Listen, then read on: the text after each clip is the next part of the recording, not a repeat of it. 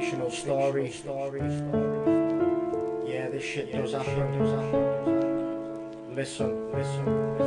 Yeah, millennium baby, yeah, little Tommy was born, finally out of the tummy, and mummy's arms where it's warm. He heated up the room when he arrived with no tears, then big blue eyes that never cried when his mum held him near. Stitched up and went home on a Thursday to show him off his 4th birthday, the first time his mother told him off. He wouldn't come and blow the candles out, she'd had enough. He was being spot rotten just to stand around in a huff, is what his mother thought, but the teasing had begun. His own birthday party and the kids just kept making fun. They picked on his red hair and his glasses, no fair, and the lassie just called him fatty.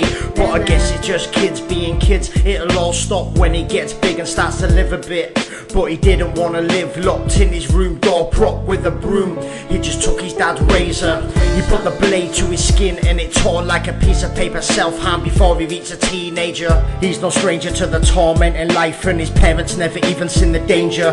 He hid the scar from his mother and his brothers to protect the love they had. It's the only love he had, and he didn't want to make him mad, he didn't want to make him sad. He felt like a failure, the results of the bully's misbehaviour. First day of big school, man, he didn't want to go. His mother pretty much had to push him out of the door. He had to patiently wait for the bus to cruise up, look down to make sure that he'd done his shoes up, walk right down the aisle for what felt like a mile, row after row, a bus full of hostile childs. All the seats were taken, so he stood up and put his hood up, started to well up, and Mark was like, Tommy, what's up? Hey everybody, look, Tommy's crying like a baby, nobody be his friend, if you do then you're crazy. Evacuate kicked in, the fire escaped to make his getaway and just ran home in the pouring rain. Mad thoughts running through his brain, sending him insane. Reached his front gate and just dried his face from the rain. Walked through the door and stomped his feet up the stairs. His brothers were both at school and his mum worked in care. Alone again, he punched the wall and made a dint. As the blood starts to drip, little Tommy starts to think. He grabbed a pen,